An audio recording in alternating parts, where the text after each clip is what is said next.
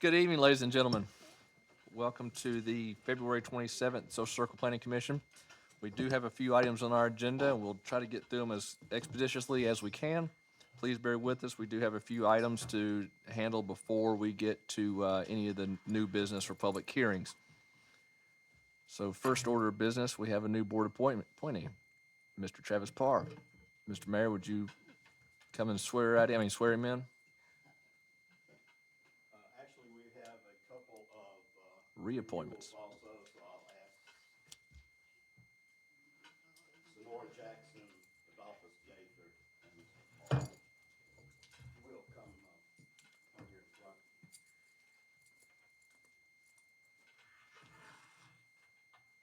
Okay, some of you have done this before, so we'll, it might be repetitive, but we'll go through this. I'll say I, ask you to state your name. Then instead of having you repeat this long oath, I will just read it aloud, and at the end, you can affirm that you agree with it. Okay? Raise your right hand, please. I Adolphus Gaither. Sonora Jackson. Travis Paul. Do solemnly swear or affirm that I will faithfully execute the office of member of the City of Social Circle, Georgia Planning Commission, and to the best of my ability support and defend the Constitution of the United States, the Constitution of Georgia, and the Charter, ordinances, and regulations of the City of Social Ooh, Circle. fancy. I am not the holder of any unaccounted for public money due this state or any political subdivision or authority thereof. I am not the holder of any office of trust under the government of the United States, any other state, or any foreign state, which I, by the laws of the state of Georgia, am prohibited from holding. I am otherwise qualified to hold said office according to the Constitution and laws of Georgia. I have been a resident of the City of Social Circle for the time required by the Constitution and laws of this state. I will perform the duties of my office in the best interest of the City of Social Circle to the best of my ability, without fear, favor, affection, reward, or expectation thereof, so help me God. Thank you. Thank you. Thank you. Thank you for serving.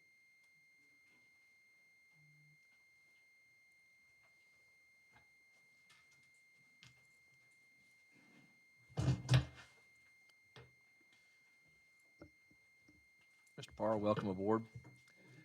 We now have a full roster. It's been a minute since we had full membership. So all those who were present, excluding Mr. Parr from the last meeting, we all have minutes for January 23rd. Have you had an opportunity to review those minutes? If so, if no one sees any errors or omissions that need to be corrected, Chair will entertain a motion to approve the minutes from January 23rd. I make a motion that we approve the minutes, if there should be any corrections. We have a motion by Ms. Signora and a second by Mr. Gaither. All those in favor, please signify by raise your hand. Thank you. All right. Before we get into public hearings, we do have one item on the agenda. I'd like to kind of go over the rules of the public hearing, just real brief. Public hearings are intended for just that, the public to hear what's being proposed and have an opportunity to weigh in either for or against. Now, public hearings are meant to be civil discussions, and there will not be, I will not tolerate any crosstalk or any clapping or yelling from the members of the audience that are here. The applicant will have 10 minutes to provide his or her presentation. At the end of the applicant's presentation, they may reserve time for rebuttal should they decide to. We'll then open up the public hearing for those who are signed up to speak in favor of the request. Upon closing, all those that have an opportunity to speak for a total of 10 minutes, not 10 minutes each, but a total, we'll open up the public hearing for those that sign up to speak in opposition of the request. Again, anyone who's signed up to speak in opposition will get a total of 10 minutes, not 10 minutes each. If the applicant has any time for rebuttal, the applicant will have the opportunity to come up and state his or her rebuttal for the remainder of their 10 minutes from the public hearing. Upon close of the public hearing, the Planning Commission will go into deliberation. We may ask questions of the applicant. We may ask questions of staff. At the conclusion of our deliberations, the Planning Commission will render a recommendation. We are not a deciding body. The deciding body is the mayor and council. We provide a recommendation. Our recommendations could be to approve as requested, approve with conditions, to deny, to change to a lesser zoning, or to table it to another hearing date. So with that said, Ashley, I'd like to ask you to call upon the first public hearing. The first public hearing that we have tonight is case number rezone 2024-002. The applicant is requesting a rezone from agricultural to residential medium density, or RMD, for residential development with 84 townhomes. This piece of property is 15 acres. It's currently sitting vacant, and this property backs up to Connor Springs, the single family detached residential neighborhood with just a little over 100 lots. And this residential development will consist of 84 cottage style townhomes with 3 bedrooms, 2 baths, to provide affordable housing for the community, and it's not to be subsidized housing. They will also have a community association as well, to act as kind of like a homeowners association. Townhomes are an allowed use in RMD, and the proposed plan falls within the future land use guidelines of the city. However, the developer will need to reach out to landowners along the right-of-way to discuss the needed roadway improvements on Vine Circle. Currently, I believe there is 30 foot of right-of-way, and the code would require 55 feet of right-of-way, and 26 foot of road from curb to curb, so that 2 vehicles could pass each other along that road. Staff has not received any plans for the necessary improvements to Vine Circle, which is the city street that would provide access to this proposed development. And any of the required improvements along that street would have to meet all standards that are set forth in the Unified Development Code, specifically Article 9, which addresses streets and improvements to infrastructure like that. The proposed site plan does not show the required 200 square foot of private yard or other outdoor porch or balcony space in either the front or rear of the unit. And the proposed plan does not show any community amenities or community parking within the proposed development either. The new school will be located at the end of the Vine Circle. However, construction on the street improvements, which will include curb and gutter along with the widening of the road, will not be a hindrance to the school. The developer will need to address drainage issues in the area so that stormwater does not impact surrounding homeowners. And there is a 6-inch water main that can be extended into the parcel and a 16-inch sewer main that can be tapped into from a manhole near that parcel. Even with an expanded drive to satisfy width requirements, the location of the entrance, the ingress egress of the development will not support a 5th artery. And that's shown in y'all's exhibit, including the internal zoning comments between departments. The applicant did hold a community meeting, which is a new requirement under the UDC for developments that impact more than 5 acres or that are higher density. They held it on February 13th, 2024. There were 7 attendants. It was at 1 p.m. in the community room, and you guys have a copy of the sign-in sheet and the minutes from that meeting as well. Staff's recommendation is to table the request until March's meeting to allow the developer to provide a plan for street improvements to Vine Circle for review, and we can get, engineering comments back and everything. But I'm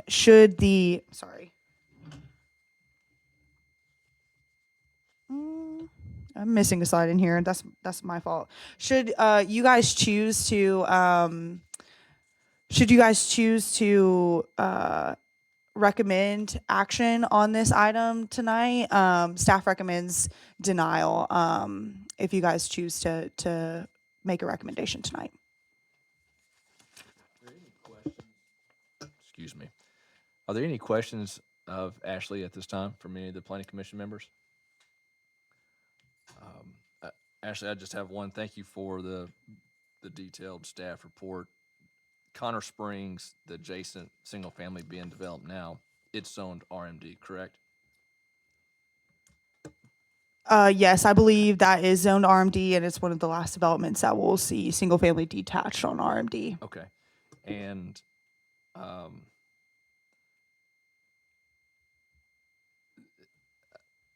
thinking surrounding area, most of the developments in the immediate vicinity are single-family detached. Is that correct? That is correct. A lot of the surrounding property on Vine Circle is zoned agriculture. Okay. If there's no other questions for Ashley at this time, we'll call upon the applicant, Ms. Sorrow.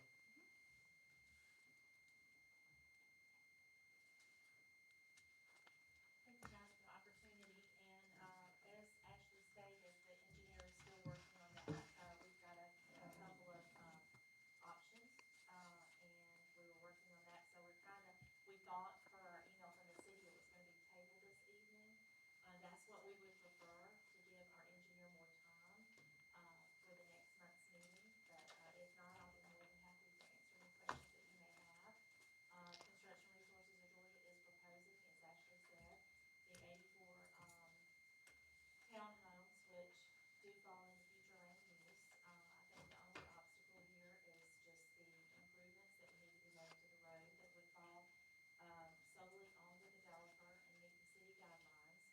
So that's pretty much where we are.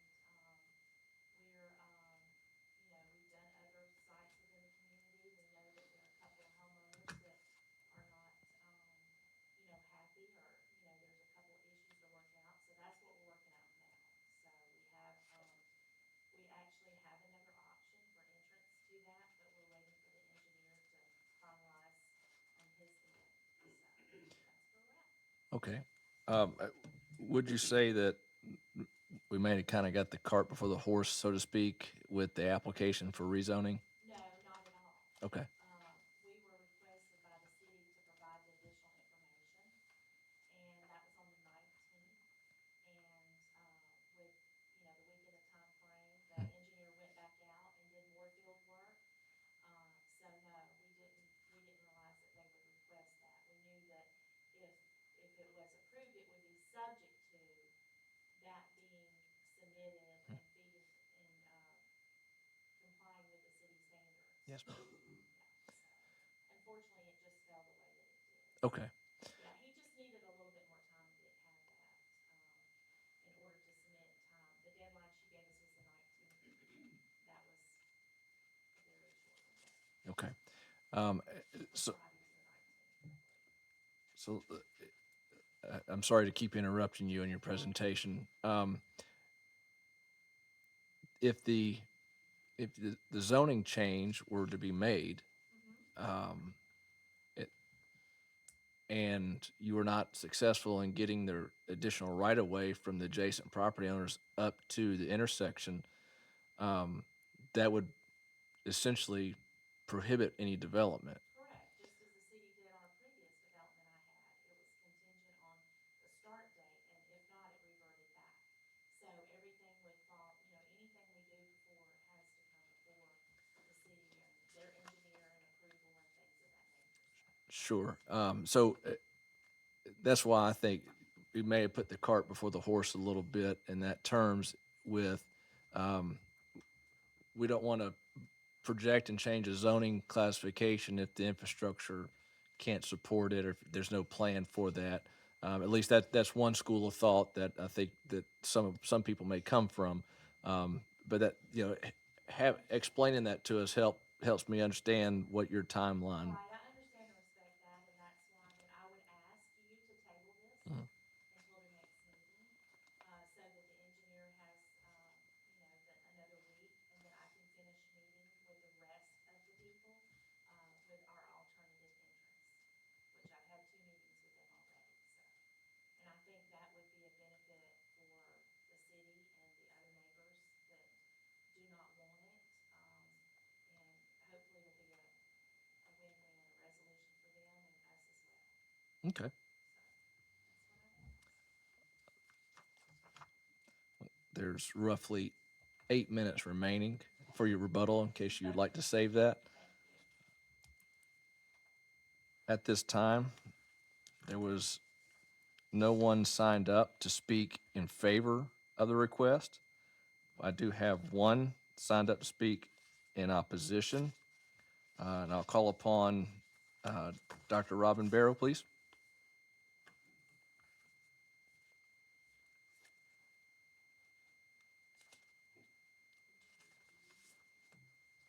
Good evening. Thank you guys for letting me come up and have a couple of minutes of your time tonight. I hopefully won't go over 10 minutes since I'm the only one that gets I can be a little verbose occasionally.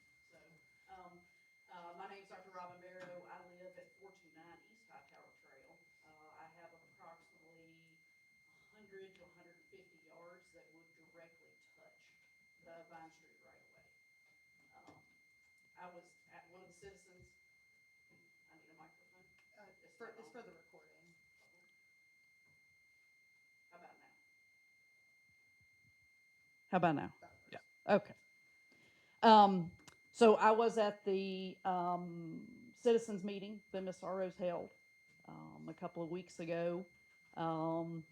What stuck out to me during that meeting was that there was very little plan. There was a need for a developer to move forward on a project to be a benefit to them, but there was very little, if any, planning of what effect that would have on our community. And there were a couple of areas that I felt like were really void of any kind of plan and forethought on what was going to happen going forward. One was certainly the right of way and what happens there at that intersection. That is already an extremely busy four-way, right? If you add a fifth spur into that, I'm not really sure what that looks like. I don't know that anybody, I think now we see from a lot of our four-ways around town that people don't really know how to use those appropriately. If you go through the bypass down below at East Hightower Trail and the bypass, there's a lot of problems with using the four-way correctly there. I think a five-way would be significantly difficult to try to throw into the mix, especially in that location where visibility is poor and there's high traffic volume there, especially in the mornings during school. So I think there's absolutely zero plan for what happens when that turns into a five-way, which is gonna be what happens there. Second, there's absolutely no forethought and planning about how we improve that road enough to get down Vine Street. There is almost no passability for a larger vehicle, larger than my truck that I drive.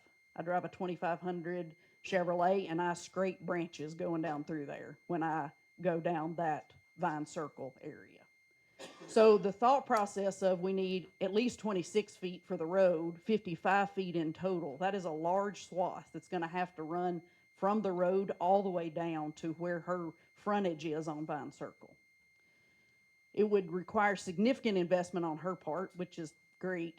But the second part of that is the long term of that. It's great that your applicant is saying that they'll build the road, but then as soon as they build that road, it becomes responsibility of the city to maintain, right? And there's zero thought or conceptualization about what that looks like over the long term for the city. Again, I'll go back to what we've talked about a couple of times in some of these planning and zoning meetings that I've been to. We don't have a dearth of resource for sewage and water in this city. It's not there, right? And we continue to add. In total, I think if you look at a lot of the things that have already been rezoned, we already have probably upwards of at least 500 dwellings that we've approved that haven't been built yet in the city. And we're talking about adding 84 townhomes on a piece of property that is, I think, somewhere around a fourth or less of the size of where we're building 100 homes on the backside of it. That doesn't sound like a good use of our resources inside of Social Circle. She's gonna stand up here and talk to you about tax base and that we're gonna add 84 townhomes and it's gonna increase our tax base and that will cover the amount of usage of what resources we have in the city. It does not. If you do your homework on tax base and what's there, the tax base that is gonna generate doesn't cover what expense is gonna come to the city. The other thing that I would ask us to consider going forward would be having conversations with the city school system. I know as a member of the Parent Advisory Council that the school system has a single ingress and egress on the bypass for a reason. They don't want crowding around that entrance on the bypass. We all know what a cluster that was for the city over the last year to try to get that approved, and what a big firestorm that's created in our city over the people that were for and against it, right? The school system doesn't want the availability of another road running down their perimeter, right, to allow access to the backside of our city schools. That's a safety issue for us, right? So positioning this property and this road, ingress, egress, in and out of there, I feel like is not appropriate for the long term of our city.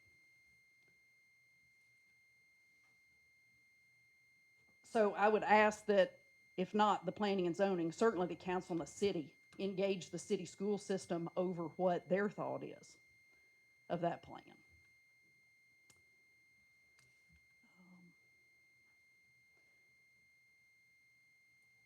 The other thing I would talk about a little bit is that not just in coming months, if this is tabled tonight, right? I've heard that a lot tonight, that we may table it, kick the can down the road, right? Wait for a plan.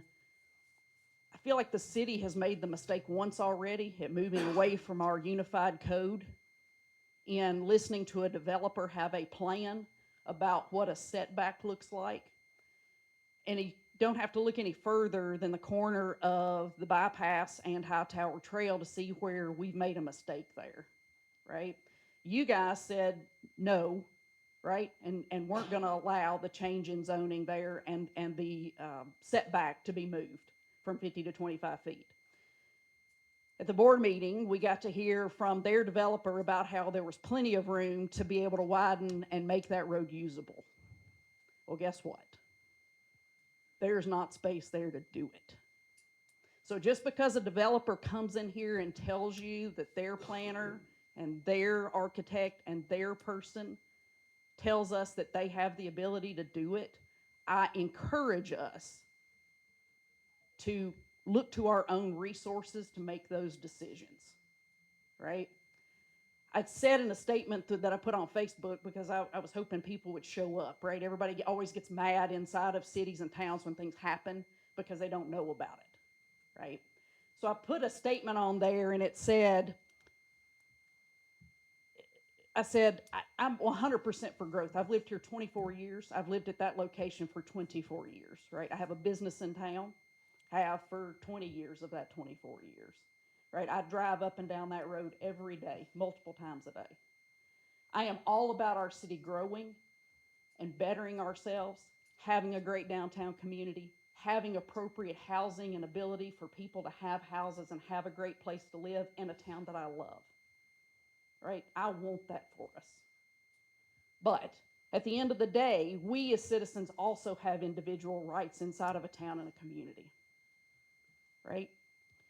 That individual right of the developer to profit off of a piece of property and make a change should never trump my individual right as a citizen to live my life and have the lifestyle that I desire to have. And so I say that kind of as an overreaching statement, not just about this development, but about anything that comes before this board in the future. We have the ability going forward to create a town that is a great town and maintains its prosperity in the township that it is, right? We don't need to push stuff over, to overbuild, to overdo, and outstrip our resources. And I feel like this is a step in that direction. So, absent of plan, I would encourage you guys to deny this tonight until there's actually a plan brought before you that would justify rezoning this to RMD. That area is A1 and R15 primarily. I understand that there is the 100 houses going in behind, but it is certainly not an RMD style development. There's no attached housing there. Those are all single-family dwellings. That whole area, Dove Landing, the new Connor Springs, everybody else there is all single-family dwellings. This does not fit our city. It does not fit that area, and it does not fit our traffic that we have in the city currently. Thank you very much for your time. Thank you. We had no other speakers signed up to speak in opposition.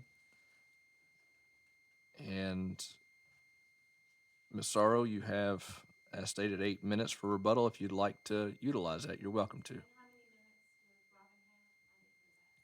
Robin, there's the, yes. All right, just to kind of follow up with Robin, we did have a community meeting, being overly like I am sometimes. I invited 330 people. I sent out 330 invites, because I wanted input from the community. 7 showed up. And, you know, like Robin said, they're for growth. They don't have a problem with growth. And I explained to them what smart growth was. And, the opportunity, and that the city, with all their codes, they just spent the last year and a half working on these codes, all the boards that, the board that they elected to do and everything. So I don't have anything to do with the school. I don't know what all that's about, that she was referring to. I don't know about whatever developer she said, but anything that we do has to meet the requirements. We're very aware the engineer is, we met with 6 departments on site, fire department, all the different departments to discuss the improvements of the road, and, that road bears on the developer. We do not, have to go all the way through to the school. That's the one reason is we can cul-de-sac. It don't have to be a fruit bear, and that was a concern of theirs. So, and then also, you know, once again, I don't know who she's talking about, it's moving away from the unified code, but, certainly that's something that, we would have to follow, and that is Ashley's department's responsibility to make sure that we do that.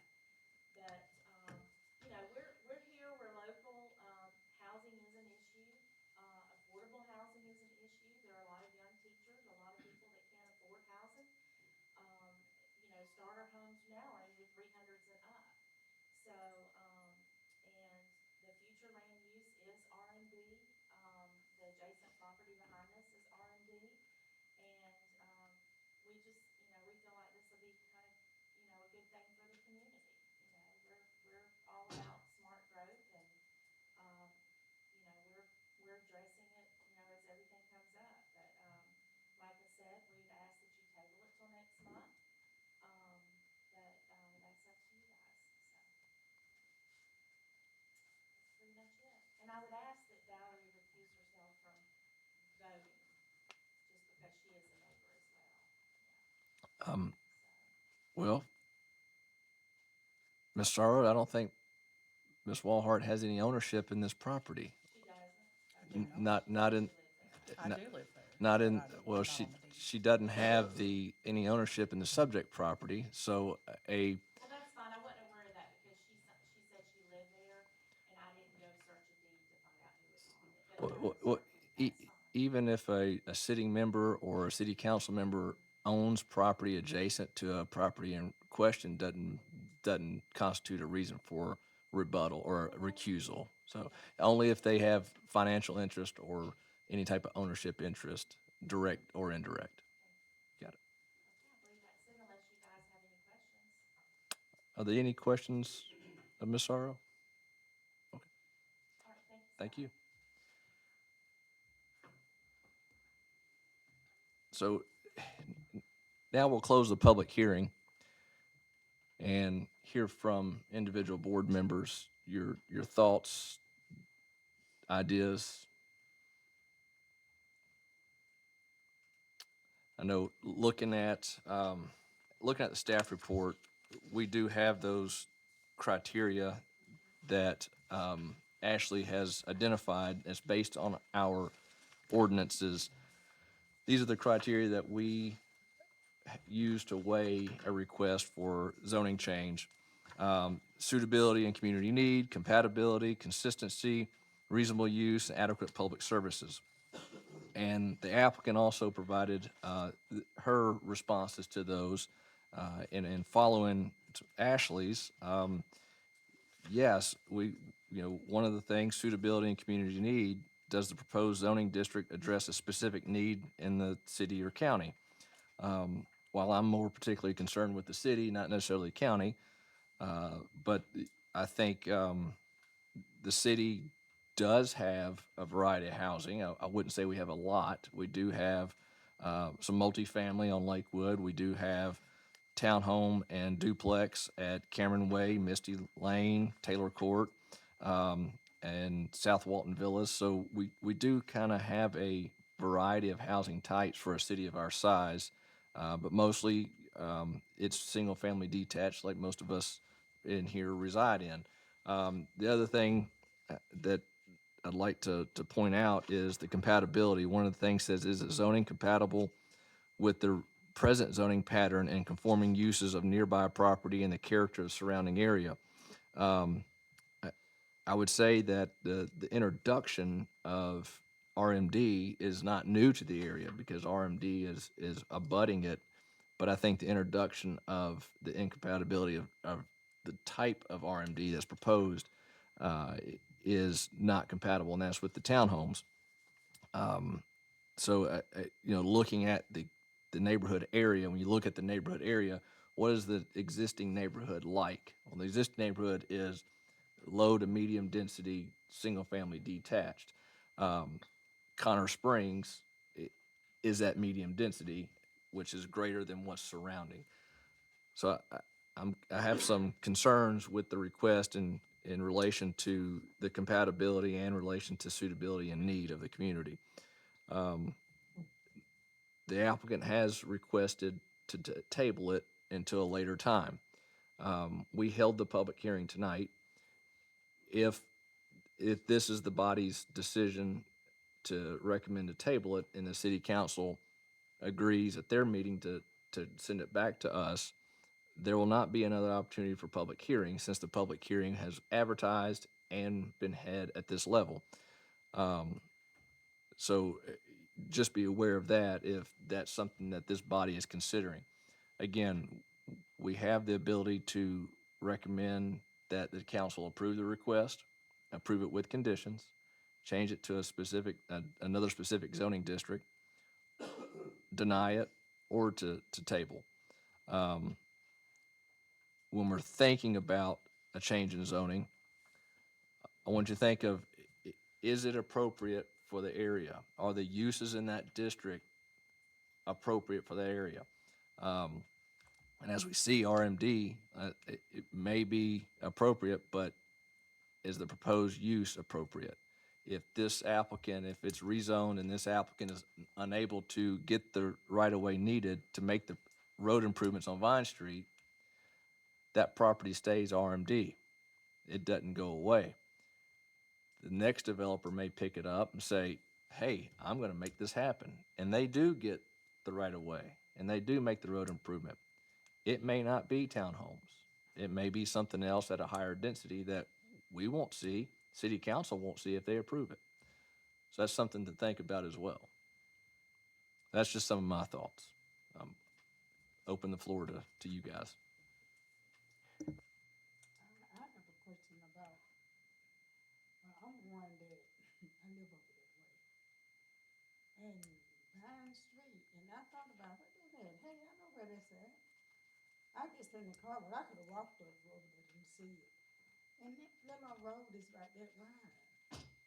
And I'm like, how is that gonna be wide enough for a two-lane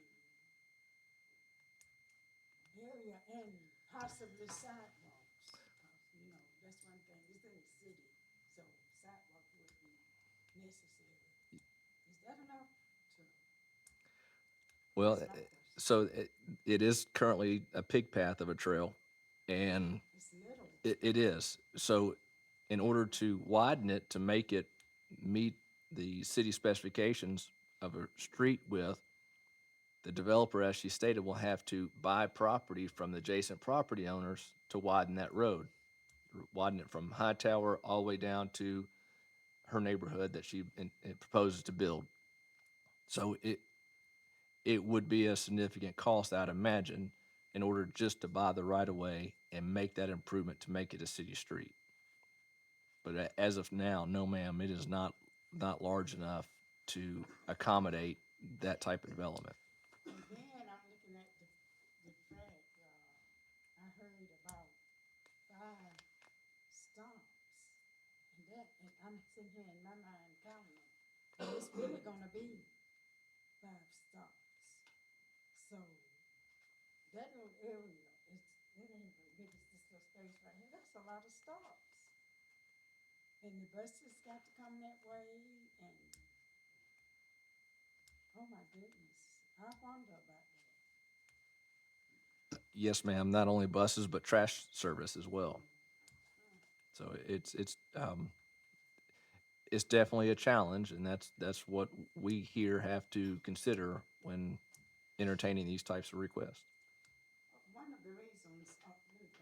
One of the reasons why I'm concerned, because I look at my little street and you got to wait up at the top of the street when you coming at the bottom of the street to come up, if you see somebody coming down. Because in actuality, my street should be a one-way street, but Very I guess narrow. the city really can't afford that right now. And really can't afford nobody falling over in that railroad either. I've seen that. Wow. And, I'm just concerned about that. Yes, ma'am. Yeah. Yeah.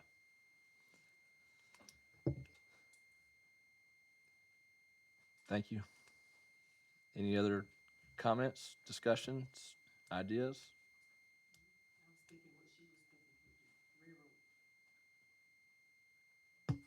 I was thinking just what she was thinking because I was coming from that way and it was a truck. I guess it was maybe a 250. And I had to stop because both of us wasn't going to get that. He wasn't going to turn in. He was going to turn. Well, no way he was going to come past me, come up to me. So I had to just make sure I stayed back there and let him swing out and then come down. So I'm just trying to figure out where you gonna get that from with the railroad track right there. But then if you look down, you're almost about ready to drop off of it, the side. You don't have anything where the railroad track is. Yes, ma'am. So I was just wondering myself. It is a tight intersection, and where Vine Street ties in to that intersection, you have Spring that comes up at kind of a greater than 90 degrees, and so you got limited sight distance. It would be a challenging design to be able to make that work, but My thing is, coming around that curve on Spring Street, you got to come to a stop. You coming up out of there from Vine Street, you got to stick a stop. You coming off of, I can't think. East High Tower. No, you it's the come- one across the Oh, that road. street across right it, yeah. there. Oh, yeah, yeah. Walnut And or And something. then coming across that, Yeah. that's concerning. Yes, ma'am. I mean, I think it's an infrastructure nightmare right there. Because to bring it level enough to accommodate, I mean, let's take a school bus, right? Let's say a school bus is coming up from the newly paved Vine Circle. It has to go somewhere. To turn left back onto Spring Street, a hard left, that's a huge turn for a bus like that. To turn right onto Hightower is another big wide turn for a bus like that. To go anywhere, trash trucks, same. To be able to level that and widen that intersection enough, I don't know that that's possible. There is, I mean, a pig path is a good way to describe Vine Street. Very small. You can't drive a full-size truck through there without it rubbing. And, I mean, currently there's a spillway back there. Like if you drive past where this development would go, there's kind of a spillway and you end up in the city lot at, Thurman Backus there. And then I guess if you pushed on through, you could you end up near where the new school is going. But, I mean, again, even if a developer builds all that out, the city still has to maintain that and still has to provide resources for that. And, I mean, even if by some miracle you can get 55 foot of roadway in there. I mean, there's still all of that. Yeah. And everything down that street in particular is agricultural. And it's single-family detached and it's very low density.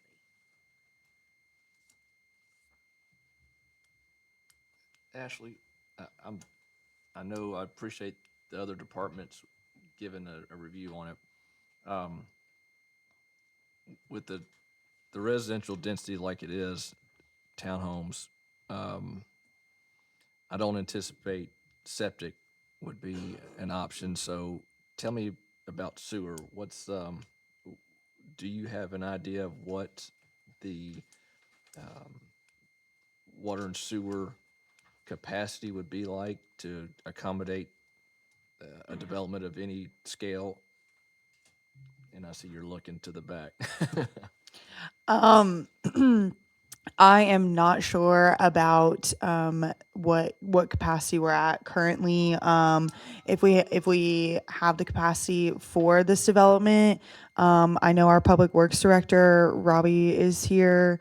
I don't know if she wants to speak to that on the record or, but I'm sure her department could provide a capacity letter as well. Okay. Okay.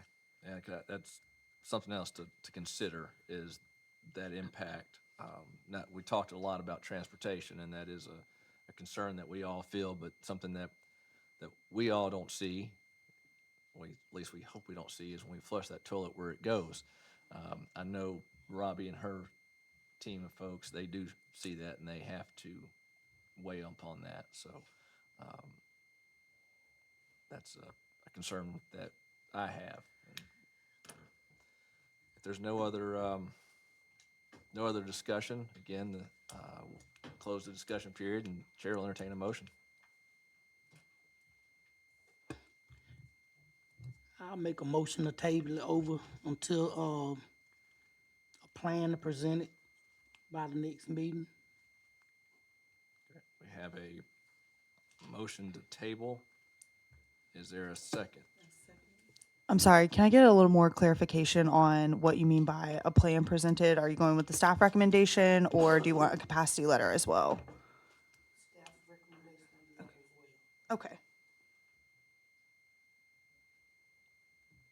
So we have just for clarification, Mr. Gaither made a motion to table until next month to get a plan together for traffic and for water and sewer capacity. Is that correct? Yes. Okay. Is there a second? I second it. And Linda Brown seconded. Any other discussion on the motion?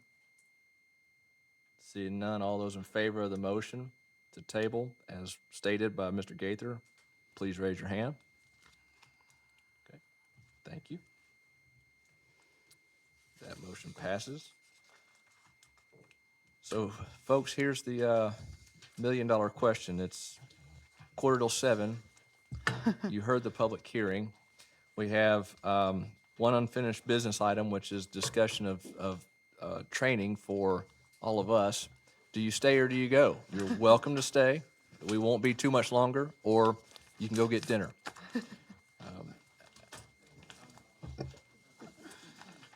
Ashley, would you like to introduce us to your planner and to discuss the zoning 101 training?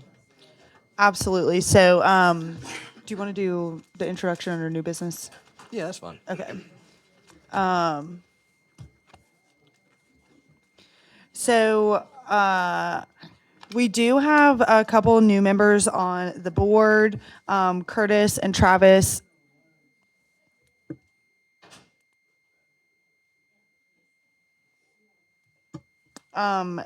So Curtis and Travis, I don't think you guys have been to the Zoning 101 training.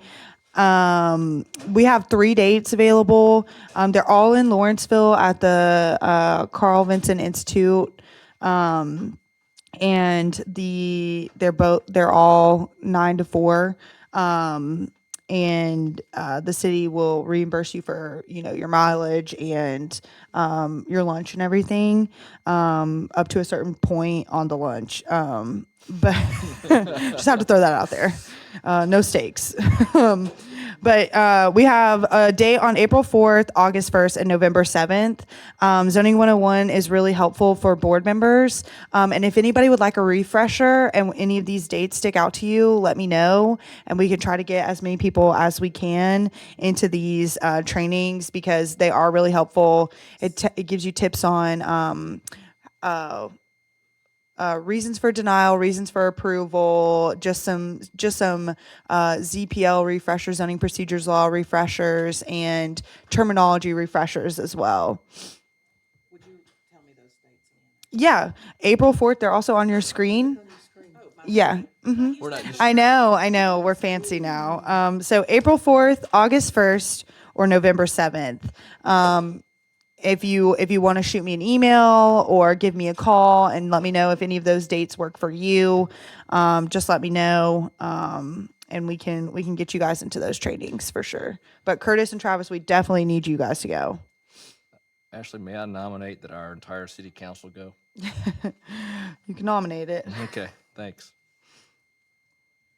Okay, so we do have one new business item that is not listed, but I'd like Ashley to introduce our new staff member. Yes, so the Community Development Department has a new staff member. His name is Cody Ellis. He will be our planner. So if I am not available to make it to any of these meetings, Cody will be able to step in, and I'll ask him to give some fun facts about himself. He's had all meeting to prepare, Well, so. welcome aboard, Cody.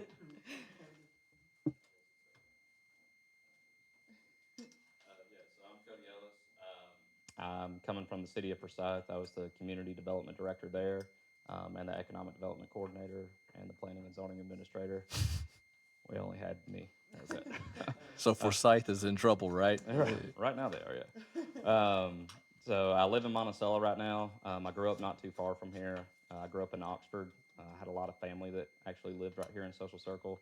Spent a lot of summers over here making stew with my great uncle and going to farm home a lot because my dad owned a cabinet business. So I spent a lot of time over in this area. So I'm very familiar with it, and it's nice to be able to come back and be able to work here. Welcome aboard. Appreciate it. Thanks for taking the job. Thanks. With no other business items, I don't believe. Chair will entertain a motion to adjourn.